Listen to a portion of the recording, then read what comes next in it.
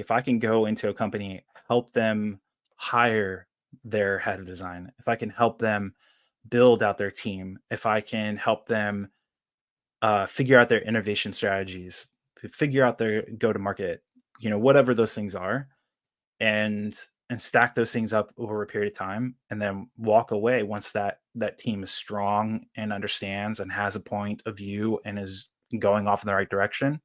Awesome. You're listening to Creative Leadership with Heart, a podcast that inspires people to take action and be the leader they were born to be. I'm Coach Rico, and I'm known for coaching and training executives, leaders, founders, and high performers at Fortune 100 businesses, startups, and more. I'm a 20-year creative executive, leadership and life coach, author, speaker, and serial entrepreneur. I'm here to answer your questions about leadership and personal development while also asking you questions that can unlock your untapped potential.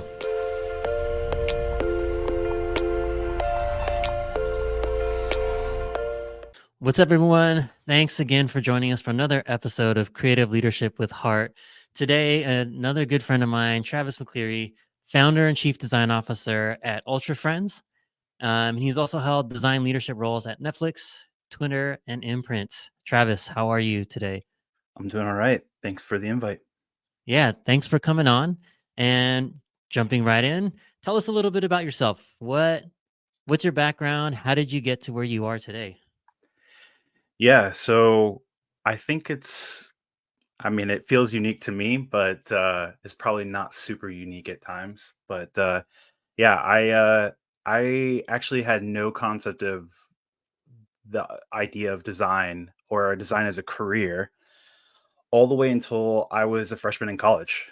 Um, I really loved math and science and art and thought I'd be an architect. And I went to a school that didn't have an architecture program, so I took computer science as my entry point. And the thought was always like, I'll just do a couple years here, then go to an architecture program and so on.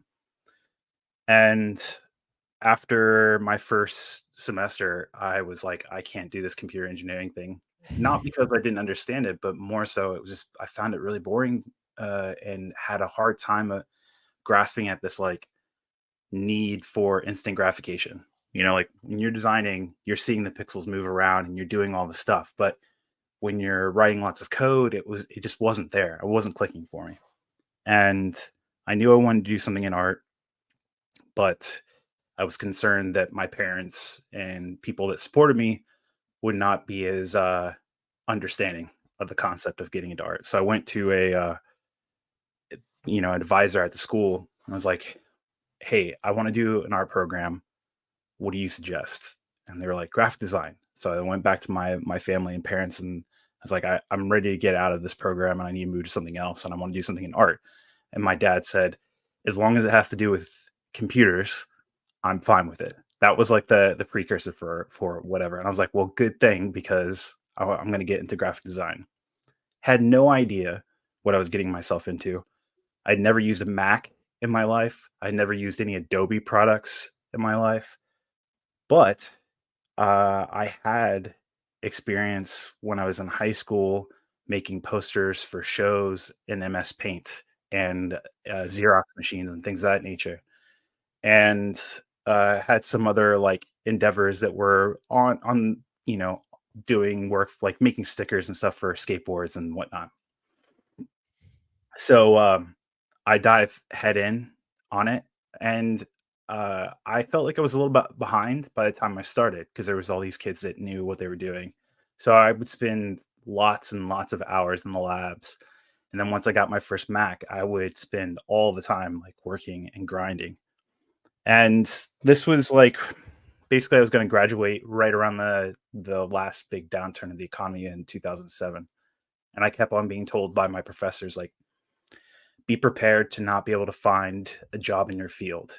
And I was like, there's no fucking way that that's going to happen for me, man. I'm not accepting that. I didn't just do this 4+ years of schooling to like not do this work.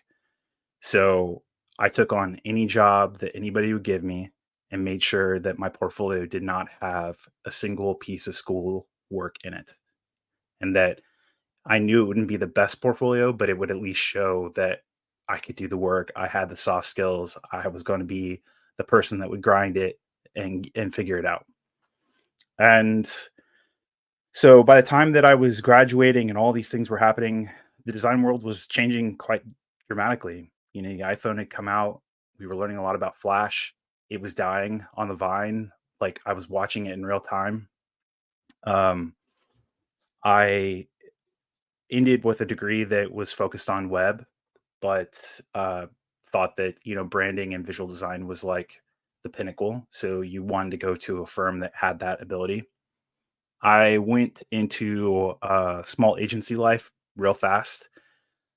And for those who know, being in an agency is a lot of hours, a lot of grinding, a lot of doing what the client asks, things of that nature. But it was the first point in which I started to realize like design is not just the thing that you put on the screen, but it's like this end product, and it takes a lot of people to like make this end product. And we were building a lot of websites in my first agency, and at the time, the concept was like, we'll design something, and we literally called it throwing it over the fence. And then you'd go on to the next project and start designing, and then 2 3 months later, something would exist on the flip side. But there was no interaction between design and engineering at the time. I just found that so odd. And so, I would spend time sitting at the edge of their desk, at the engineers' desks, to get it to the way that I wanted to see it and like the way that it would make the most sense. And that kind of kick started off like me really trying to really understand all the people I work with, not just designers, not just my craft. And from there, it was just take on any opportunity that it came my way. I worked Yeah. at some smaller places, some bigger agencies, and kind of growing up in the Midwest and getting to what was the pinnacle of graphic design in the Midwest, I had hit this wall where I could stay at an agency and continue to climb that ladder, or I could try in house and try what like really see if my skills were as sharp as I thought they were. Um, I had a little bit of a chip on my shoulder on proving that I had the skills and the abilities that were renowned or looked at as being renowned in the Bay Area or in New York. And so I went to the Bay and I worked at Evernote and then landed at Mm. Netflix.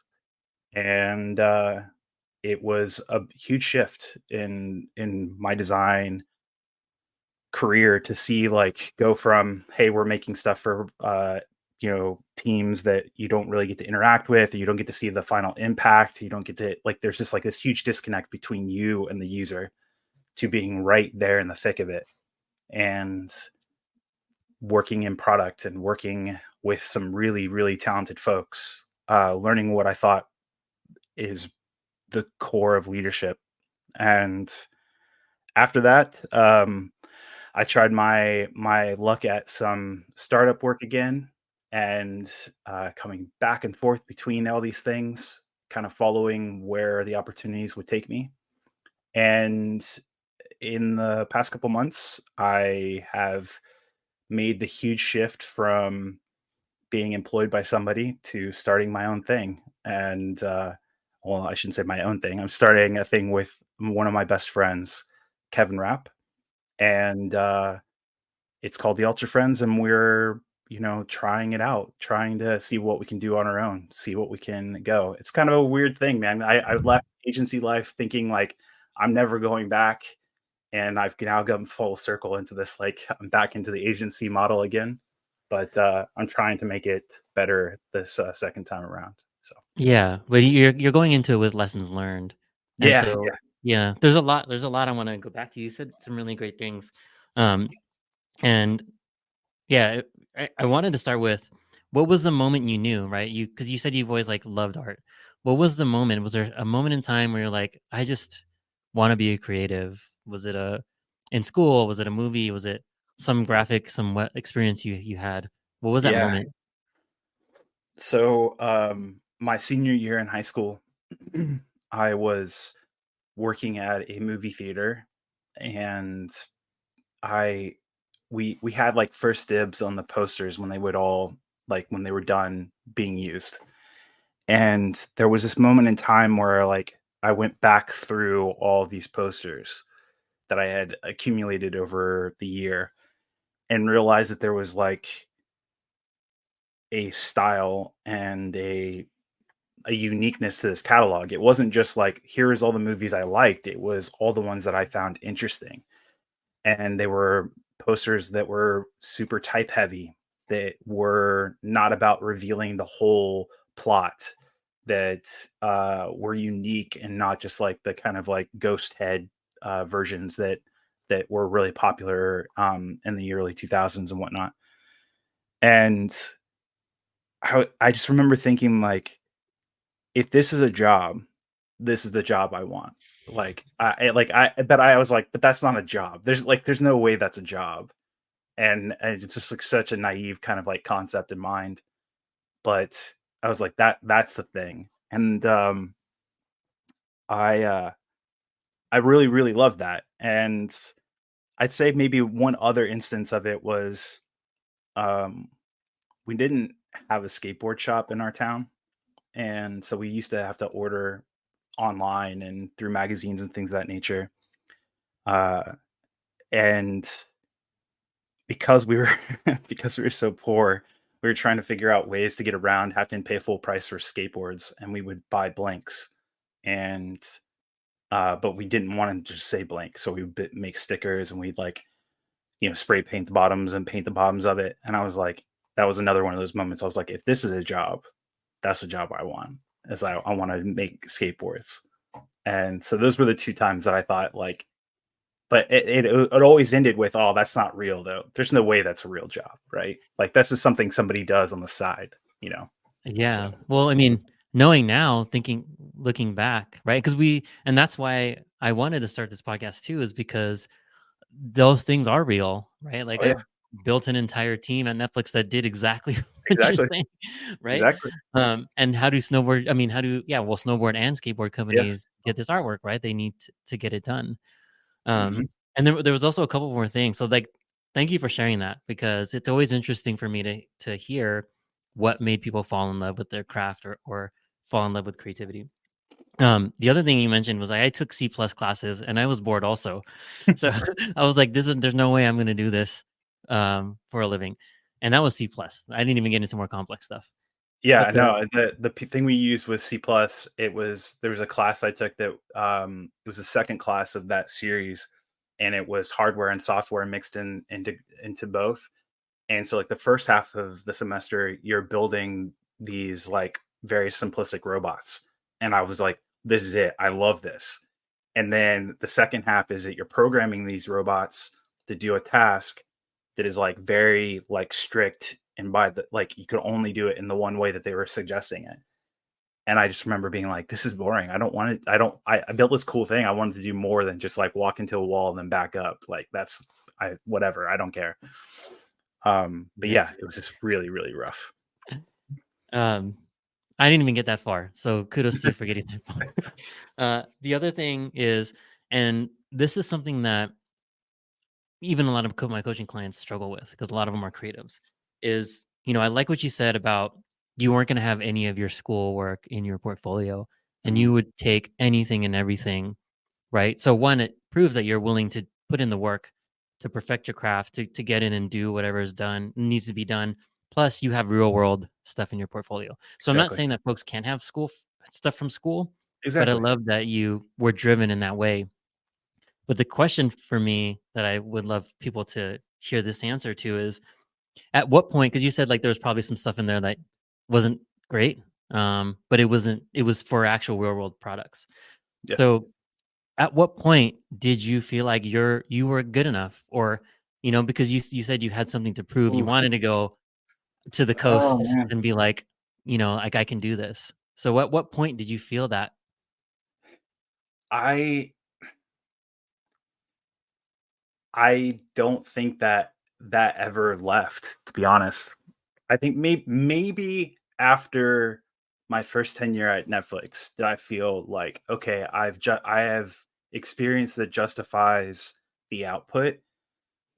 But by that time, my career was shifting from like staff IC, like I'm in the weeds, I'm pushing the pixels, I'm doing that work, to shifting into more manager and leader and all these other things. And then it was like it pressing a restart button on that whole feeling. So if I'm really honest with myself, I don't think it has gone away. And that's a double-edged sword, right? Like it it builds in me and it drives me to continue to be better at what I'm working on, but it also provides that self-doubt that is not very healthy, to us. And like uh therapy has helped out quite a bit with that, but I don't think it's ever gone away that like I've been able to fully say like, yeah, I am of this talent and of this caliber, because there's always a step up from where I'm at. And my dad said this thing to me a long time ago. My dad is works at a centrifuge plant, nuclear engineer, brilliant person. But then he also decided to start his own business on the side, where he's considered one of the top golf club makers in the entire world. Right. So he has no business being one, but two of these amazing things.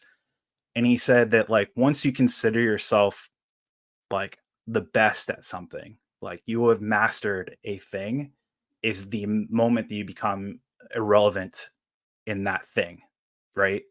And he's basically took it as like, if I ever think I've hit some wall that I'm not going to learn anything else, then it's time to pick up the next hobby. It's time to do the next thing. And that stuck with me. Like, there's always something that I can learn. There's always something I can do. And design's such a wide space of things that we can do and learn, that I figure there's always something we can do. But That's yeah, I love that answer. I love your dad's perspective on it too. Um, because you're both right, right? You never really arrive. And if you feel like you arrive, you should check if that's oh true yeah, or not, oh yeah, right? But I think it's why I asked you the question, because you have this path from like I don't also want to ask you, what does Midwest design mean? So you have this path from like Midwest to Silicon Valley and things like that.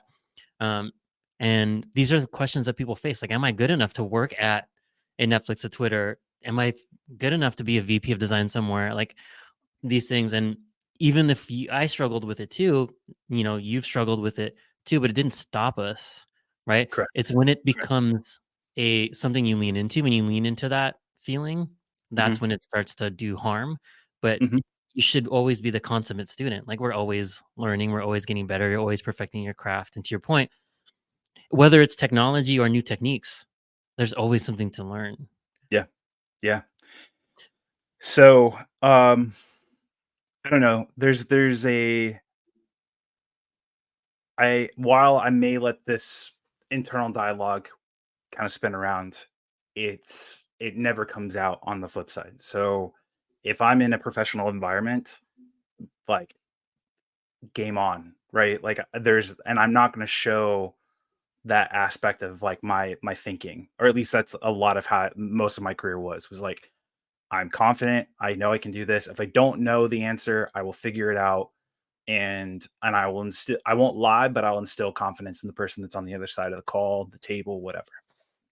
And I mean, I do think there was a point in time where it became a little bit easier, where I was like, I think I am qualified for this. But even like for director level jobs, there's times where I've sat there and been like, well, am I really that qualified for this position or whatever?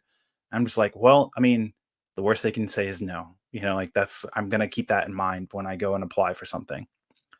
Mainly because I had a regret early on in my career where um I had had a couple years in design, and there was this entry level position at Burton Snowboards, and they're based in Vermont, and they had this really amazing website that was all about like, when it snows, we all go out and ride and like all this stuff. And I was like, this sounds amazing.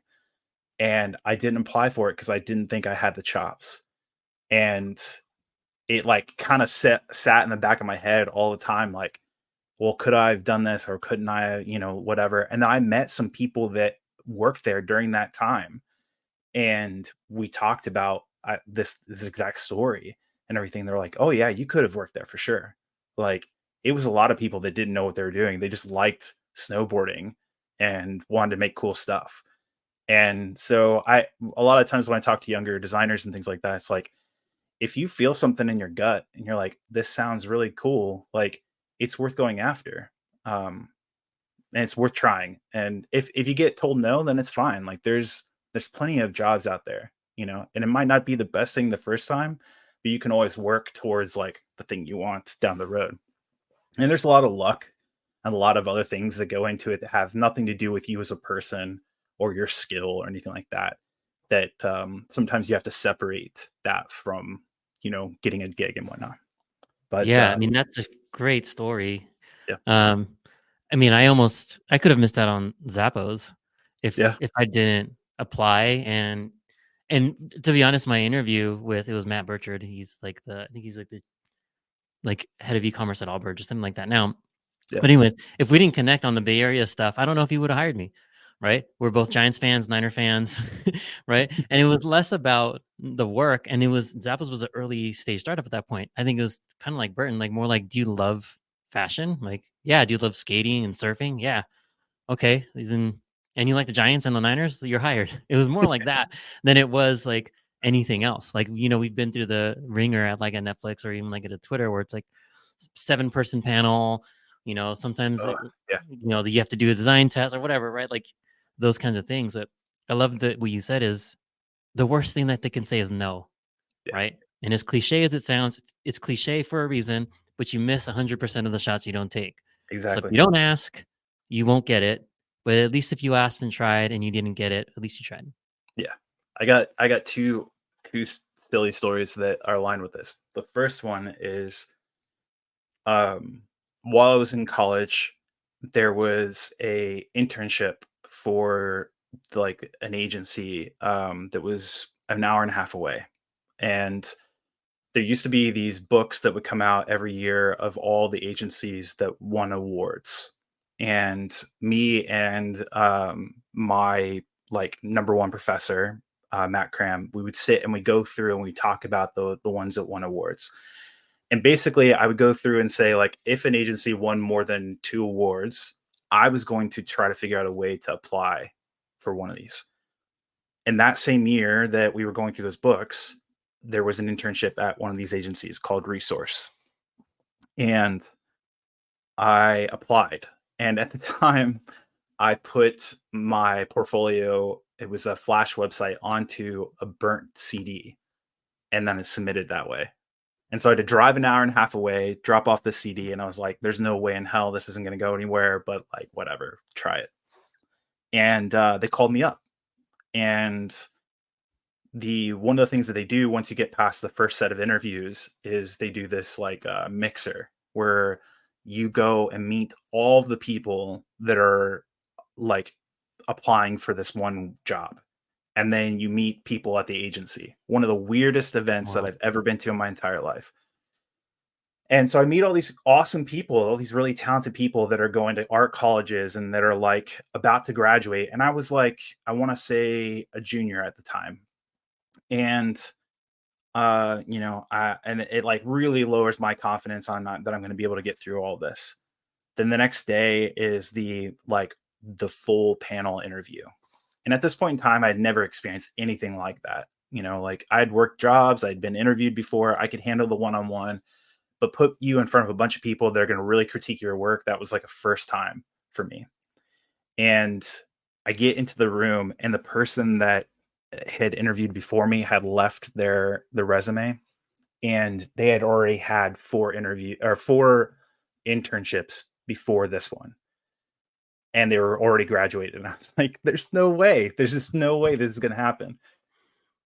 2 pieces in, the guy says, "Hey, I got to stop you, and I'm really sorry about this, but there's a spelling error on this piece." And I was like, "Oh my god." I was like, can't go any worse than what's going on right now. And waited for a couple weeks, got the call back, they filled the position and everything, and they were really like thankful that I spent my time and whatever. And I just chucked it away as like it's experience, whatever. Right. I graduate. I'm 2 jobs into my career, so about 3 to 4 years into my career, and I get a call randomly from that agency, and they're like, "Hey, so we have a senior designer position open, and we've been watching you like and seeing your growth over the last couple of years and your work, and we'd really love for you to interview for this position." And on top of that, there was a couple people that I met at that mixer and then had made friends with that had put me in as reference without telling me, mind you. And so I get this call back to go work at this place that, had turned me down 4 years, 4 or 5 years beforehand. Wow. And all just from that, like that weird set of interactions, ones that are burned into my memory as like bad, you know, at the time to turning into this other like brand new thing. Which was it was amazing. It was like there's this seems so odd that this would be the way it would work. Um, Yeah, I yeah. mean, sometimes you just don't know, right? And it when and this is the way that I can relate to it, where oftentimes, and I was talking to my coach this morning about fear of rejection. Oftentimes, we think rejection is a a rejection of ourselves, like taking it personally. Mhm. But in that case, they weren't rejecting you; they were just saying now's not the time, Correct. right? And they're probably saving you from, hey, if we brought you on now, you might not do well right now, and then we would have. This isn't something we could revisit. But the fact that they said like, no, like thanks for coming out, it's just not the time. High school or junior you could have said like, "Oh, f them for not taking me," but then later on they said, "Yeah, it wasn't the right time. Now's the right time. We want to offer you a senior design role." And so, Yeah. oftentimes people take rejection as like a no, but it really is maybe just not right now. Now's Yeah. not the time. Maybe we're not ready. Maybe you're not ready, but it's not a hard no. And so, like that's one thing I want people to understand is oftentimes there's a reason for it. It's not just a I don't like you. And look, I think it's completely fair to feel that way in the moment and like to get all your like your grief and negativity out and everything and take a step back and like reevaluate what it was and like what you got from it and everything. Like that 100% set me up for all my all the subsequent interviews that I had. Like I had probably one of the toughest ones that you could have at that age. And um it really shaped a lot of like how I decided I was going to interview people. And like, a lot of what I think of when you get into leadership role is similar to like parenting is like what were the things you didn't like about being managed or led or anything, and then I'm not gonna do that. Or I'm gonna try my best not to do that. Yeah. And you know, at the time, I had gotten hired at that place, and then, like, a couple years in, I was asked to run the intern program, and the first thing I did was I killed that mixer meeting because I thought it was, like, the most barbaric thing that you could possibly do, uh, and, yeah, but, like, that I think the another piece to what you're saying, I think is important, and I know it's hard for companies to do this sometimes, but if you're gonna turn somebody down, like, give them the feedback. Let them know. mhm. Like, don't I know it's easier to leave it open-ended so that there can be another conversation if you change your mind or whatever, but, like, it's really helpful to the person on the other side, the person that's interviewing, to know, some bit of information. Yeah. And like, I think it's a really powerful moment when you can help somebody on the other side, like, hey, maybe they just bombed because they were super nervous, right? And like there's ways to get around that, but like sometimes it's hard to like get that through and give like be the coach in that moment, help them out, you know. Our space is Absolutely. so small. Like the amount of people that I've interviewed and then met somewhere else and done something else, or people that have interviewed me and then I've ended up working with them later on, it's ridiculous because the space isn't as big as we think it is. Yeah. And I bet you didn't have a spelling area on your portfolio ever again. No, I mean, I wish that I could say that was the case. And being dyslexic is the worst. and it's one of those things where, while I don't think there was, but I won't say that there wasn't 100%. But what I did was I made sure that about 10 other people looked through my portfolio before I ever showed it to somebody else ever again. And even to this day, I'm still sharing it with other people to make sure that there isn't some glaring grammar error or something like that. So yeah. Yeah, no, that's always good. I want to kind of transition to what you're getting into now. So yeah, Yep. ultrafriends.xyz, which is a unique URL. Yep. Tell us a little bit about what gap you are filling and what made you go down this path, and just tell us more about this business venture. Go ahead. Yeah. Well, um, I've been super fortunate to have been in the space for quite some time and had a lot of different experiences, both in big and small companies. But one of the things that has really got me excited over the years is like what we've kind of deemed 0 to 1, right? Like the idea that, hey, I have this concept or have this thing, but I really need to make it, like, get it out into the world and get it into someone's hands, start the A/B test, whatever the thing is, right? And I just get really excited about that starting point. That's one thing. And the second piece is, like, as I've kind of transitioned at times outside of being the IC to the manager, the director, the chief creative officer, whatever, I've really enjoyed building teams, building processes, helping people meet whatever the goal is that they're trying to get at. And when I was talking to my buddy Kevin about this, I was like, how can we merge these two concepts together? Because I think most people understand an agency, a studio, whatever it is, like, I have an ask, you can produce it, like, it works. But what about this concept around like leadership and consulting in that space? It's not as well known. Like, how do we like really get into that space? So our thought process is like, we prove by action, not by selling or pitching. We want to go and do the work and show you how we work. And if you think that's great and that aligns with what you want to do inside your company, then awesome. If there's opportunity for us to show you some of our creative skill sets or leadership skill sets, awesome. We're here for that.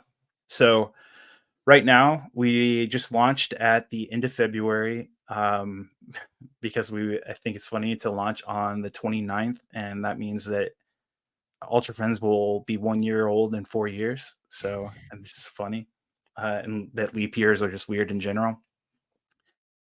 And what we're doing is we're looking at helping out startups, Series B, Series C, Series D. You're trying to go from, we have an idea, to the next step. Maybe you're trying to raise money. Maybe you're trying to find market fit. Maybe you have a design team of like founding designers that are just like do it all, but you need like the next step above that.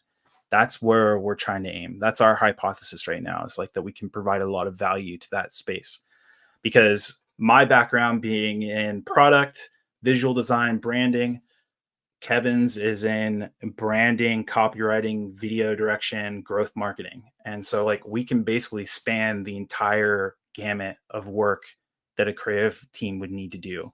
So that's been our focus so far. But we're interested as guys that are in our late 30s, moving in a little bit further, being parents and everything, to have more control over our lives, our where we put our energy and investments, and want to prove to like our kids that you can build things and have fun doing it and be proud of the things that you output.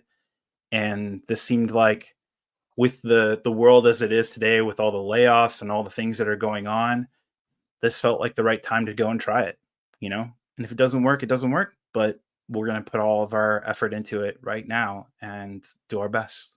So that's the high level. I know it's a Yeah. kind of a roundabout way of saying all that stuff, but I think it's important to share, especially to, your listeners that are in this leadership space. Is like, there's a lot you can do, and there's a lot of opportunity, and like it doesn't have to stay stagnant forever. And that's kind of how we look at it. Yeah, I mean, it's a great point. I think we've talked about this before, you and I, Yeah. off camera, where there's especially in those stages that you talked about, there's just this gap in knowledge, and I think people are getting better, but they still don't know how to operate it because most of these startups will hire makers, like hands, right? Mhm. So when you're hiring your like head of design as like a 10-person company, you're usually hiring somebody who's like a maker, like a actual product designer. Maybe they have experience with A/B testing, maybe they have experience with some of those things, but have they executed an innovation roadmap Yeah. from start to finish, right? And maybe they have a PM who worked on product features, but never put together an entire product innovation roadmap, Mhm. right? And so that's the gap that I see you filling. Sometimes maybe in a permanent capacity, but sometimes maybe to get the program off the ground, right? And Yeah. the places we've been, there's a lot of is decades of rigor and like learning and multiple teams participating to make it work. So Yeah. for a startup to say like we have one product manager and one designer and to say like we're good, like that is a stretch. Not saying that you Yeah. couldn't do it, but hiring someone like you to help fast track that Yeah. could be the difference in product market fit or not. Yeah. And on that one of the things you said is one of the things that me and Kevin have talked a lot about, which is like, is it our intent to be there permanently or long term or have retainer clients or what have you? And I keep on thinking of this thing. I'm pretty sure Chris Smith told me this at Netflix a long time ago. I was asking him, when you're a designer, you have these artifacts, you're making things, right? And you judge your worth and your skill based on the output. But as a manager of people, you're removed from that, right? So how do you figure out if you're doing a good job as a manager? And he said that the one of the best ways to know is one of the hardest ones to like understand, which is the best way to tell if you've done the right thing is when a person leaves the company that they're at and they're leaving for a good reason, right? Like more money, better position, they're shifting careers, whatever their initial goal was, if they're leaving on good terms and they're fulfilling whatever that goal was that they wanted and you are a part of that journey, that's when you know you've managed well. And he said like an additive points is that if you step away from the thing that you've built and it can continue to work without you being involved, that's also another great sign. So in my head, if you can take those two things together, like if I can go into a company, help them hire their head of design, if I can help them build out their team, if I can help them figure out their innovation strategies, figure out their go to market, whatever those things are, and stack those things up over a period of time and then walk away once that team is strong and understands and has a point of view and is going off in the right direction. Awesome. Like at that point, like, yes, there is like a concept of like, I'm running a business, I need to make money and all these things, but like at the end of the day, like that's what's going to give me energy to go do it again at the next place, not siphoning off somebody over a long period of time, but more so like if I'm actually providing value and that's being seen and appreciated, then I'm ready to go. Yeah, and helping multiple businesses do that. Yeah. Cause then I can Yeah, scale myself, right? Like I can scale what we do to more than just one place. Because if I was going to do that, I would just go back and work in house again. Like right. that's the part that I keep on thinking about is like, okay, well, what's the intent of Ultra Friends? And yeah, it's doing great work and everything, but like it's maximizing my potential impact, like long term, and the Yeah, more exposure I get, the better at that. it's the old adage, you teach them how to fish, Yeah, yeah, right? You teach them how to yeah, fish, you don't just feed them, you teach them how to fish and they'll feed themselves forever. Um, okay, well that's fantastic, and we'll include the link in the show notes. So if people want to find out more about you, and also if they want to learn how to work with you, yeah, they can reach out there. Um, Now I want to get into some advice. So knowing what you know now, I mean, you've already provided a lot of great nuggets. But knowing what you know now, what advice would you give your younger Travis? Yeah, it's probably a book's worth at this point, but the ones that come to mind right now are, um, you don't have to go so fast.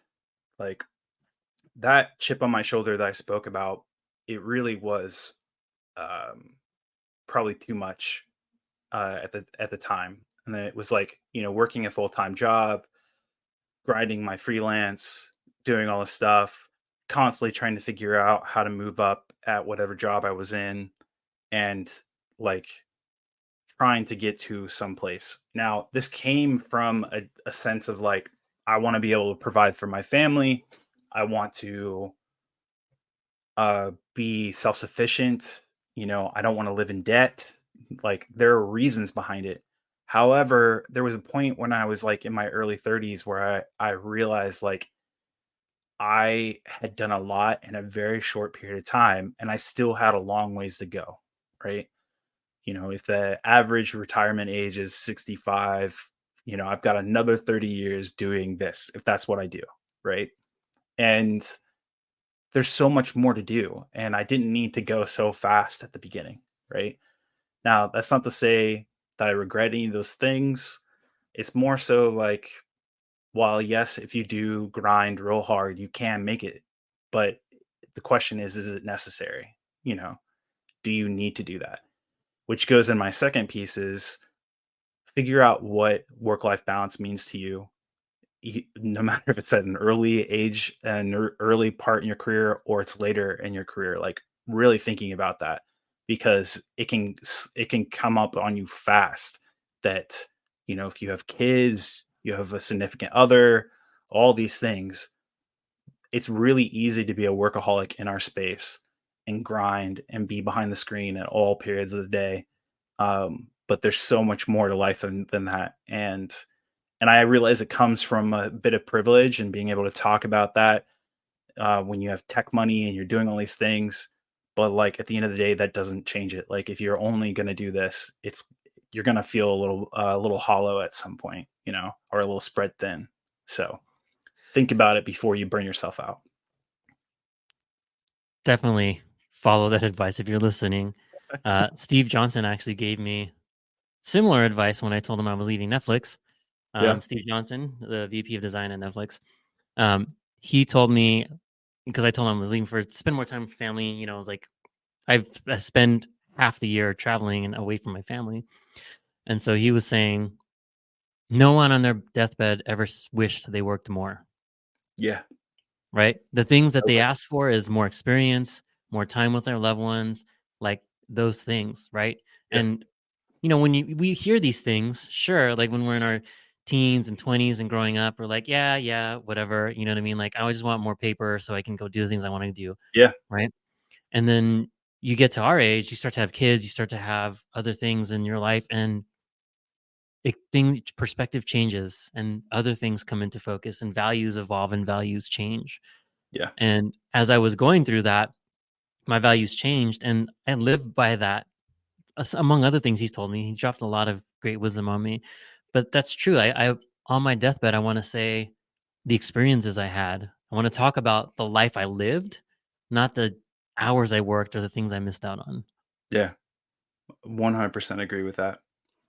My other parting bit is something that I've learned over the last 6 or so years is that if you shift into leadership or management, it can be a very lonely endeavor. Um, you know, when you're an IC and you're in the throes of the work with other ICs and everything, there's this kind of bonding and sharing and everything you get from that. And while you can still be close to the people you lead, there is a clear separation, no matter how friendly or whatever that you are with your colleagues. And it's easy to hold all that in and to just like bear the burden of that feeling. um, it is really important, I think, to find people outside of your loved ones to talk to, get mentorship from other people that have been doing it, talk to Hmm. other people that are in your space doing a similar gig. Um, I have found similar to like, apply for anything and what's the worst they can say is no, is like if I see someone out in the internet that is doing amazing stuff and has like this online persona that I value and everything, like I'm gonna reach out to them and say, hey, like, would you be free to chat and everything? And I've been so lucky to meet so many people through that. But like it has also allowed me to like share the invent and like share the things that have been going on as a leader and hear different point of views on how to handle it. Because unlike when you're doing the design work and you can see it out in the open, a lot of like management and leadership is like behind the scenes. And it's hard to pick up on if you're not really paying attention to it. And it, I mean, it's similar. It happens really fast. Like if you decide to be a manager, it's like you're doing the work, and then all of a sudden you're just shifted into this whole nother space. And learning from others versus just like falling into the pitfalls every single time is well worth it. And if you're the type of person that loves to read books, there's plenty of books that are out there, podcasts. But like my thing was always I wanted to talk to another human about it. And so a lot of it was like find other people, talk about it, get your stuff out. Like I remember there was a point in time at one of the gigs I was at where the only time that I had communications with anybody I worked with was when something bad was happening. And so my day was just filled with like the fires that needed to be put out. And it like burned me out so quick because I felt like, well, am I doing a bad job? And realized that like this was only a small percentage of all the amazing things that we're doing, but like I'm the person that's responsible for fixing it when it's that. So like you're only hearing the bad news all the time, right? And I remember someone saying like, take a step back, like look at all the great work your team's doing. You know, this is just only they need your help. They're coming to you because they trust you. You know, and that changed my day so fast. So yeah. Yeah, that's a huge point. And I think in Silicon Valley or any high performance cultures, stopping to smell the roses and celebrate the wins. We always talk about it, Yeah. but the actuality of it happening is very rare or few and far between. Or we're so high performing when someone says that was great work, you're like, yeah, let's move on to the next thing. Exactly. Right. So Exactly. yeah, everything that you said 100%. And in the spirit of that, right? Well, let me say this first. Knowledge is free. So yeah, books and all that stuff and all that, like you can get the knowledge, but I think what you're talking about with the mentorship is learning how to implement it. Right, and Hmm. that's the harder thing, right? Because you can go out and read tons of books, but if people don't teach you or show you how it is to implement it, you can try and stuff and you'll eventually get there. But Hmm. to have someone say like, "What did you do to get over this? How should I think about organizational design? How should I Hmm. think about this?" Now you can read about that, or a mentor can just tell you like, "These are the things that I learned. This didn't work, and this did work." Yeah. Right. So in that vein, who were some of the mentors that you had that you would go to, if you wanna mention them, if you wanna give them some credit, that helped you through your journey? I mean, there's so many. Like we talked about Steve Johnson. He was a big deal. When I left Netflix the first time, I spoke to him about the reasons and what I was getting into. And as I took on other roles, uh, he was there for me. Even and sometimes it feels weird saying this out loud. Like somebody that's the VP of design at one of the biggest companies in the world giving you the time of day. It's it's odd, but it's like, we earn the trust and respect from doing the work. And like that's how I was fortunate enough to get that. Chris Smith, who is a well, I believe he's still a director, but I'm not sure what the title is at Netflix, was a big deal for me as well. Um, his tenure at Netflix is just amazing. Like seeing somebody that has been doing it for that long at a company like that is just insane. And so he's seen everything you can imagine. Mhm. So anytime I come into what I think is an odd situation and I talk to him, he's like, "Oh yeah, we've done X, Y, and Z, or seen this and that." And again, it's been it gives me the time of day. Um, I mean, there's so many people. I'm like so overwhelmed just thinking about it, to be honest. Um, Yeah, I like there's people when I think of like very specific like states in my career. There's an amazing human being named Stuart who runs the internet business company. Um, Amazing human. I remember I reached out to him because I saw what he was doing at Intercom back in the day, and the amazing creative work that was coming out of this like small shop, and the sheer volume. And I just randomly reached out to him. I was like, "Hey, I really love what y'all are doing. I'm gonna be in the Bay around these times. Can we meet up?" And he was like, "Sure." Brought me into his studio, got to see all this stuff, got to meet all these people, sent me home with a bunch of like goodies and whatever, and like told me all these things. I went back and started trying to implement it, and that was like 6, 7 years ago. And like constantly, the ups and downs throughout my career, I reach out to him and say like, "Hey, am I doing this right? Like, what's going on?" and everything. And he was one of those people that I had seen be in house and decide to start his own thing. And I was like, "Hey, can we talk about this?" Now, what's odd is that in my head, I would think that people would be defensive about sharing secrets and sharing like, "Oh, you want to start an agency and I'm an agency? Well, we're going after the same businesses. Like, why would I do that?" And he was like, "There's enough work out there for everybody, like, and like he ran through and talked to me about all this great stuff and gave me a peek behind the curtain. And when I was thinking like, "Oh man, maybe I'm not cut out for this. Maybe I don't know enough. I don't have enough business acumen to be able to get through." He was like, "Oh no, dude! Like you've been able to run big orgs with inside companies. Like you can do this. You got this." And there's a bunch of people like that have been Yeah. there. Like, and like I said, it's like I'm like getting goosebumps and thinking about it. Just how fortunate I've been with people like that. And Yeah. the big thing I would say, connecting to this, because like I'm again with the overwhelming pieces, like I talk to people that are in different spaces and doing different things, so I'm getting different perspectives. Um, there was a point in time where I had a bunch of mentors, and they all just looked like me, and I don't mean that just in like a white guy with a beard and glasses, which most of them were. There was also just a sense of like they've only experienced what I've experienced. And like that's going to be very limiting and narrowing. So, like going and talking to copywriters, like that's not a skill set I have. I've worked with copywriters, but like who's somebody that's managed copywriters? Because maybe someday I'm going to have to manage a copywriter. And I did. Same with video, same with like, people that were in the AI space, lots of engineering managers, like a totally different vibe and a totally different way of leading and everything. And the thing that I think is different from say like books and meeting with people is that instead of like sometimes when people read books, they say like, "Okay, this is the one way to do it, and I'm going to implement it as exactly as being stated in front of me."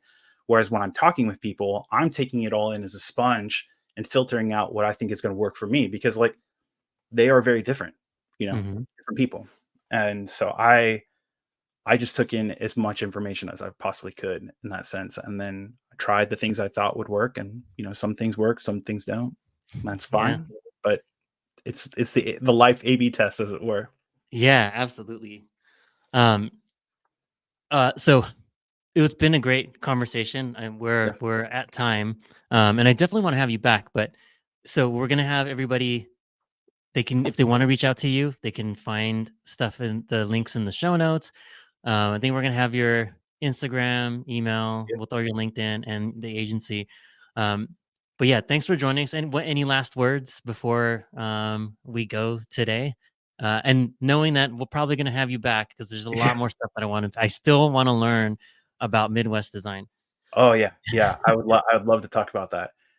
Um, I feel like super blessed that you invited me on here, and that like our friendship outside of this is really important to me, and I think it goes along with like the mentorship. Like I was hesitant to say it earlier, but like as I've gone through my ups and downs, I've reached out to you many times and everything, and you've always been there for me. So I really appreciate that.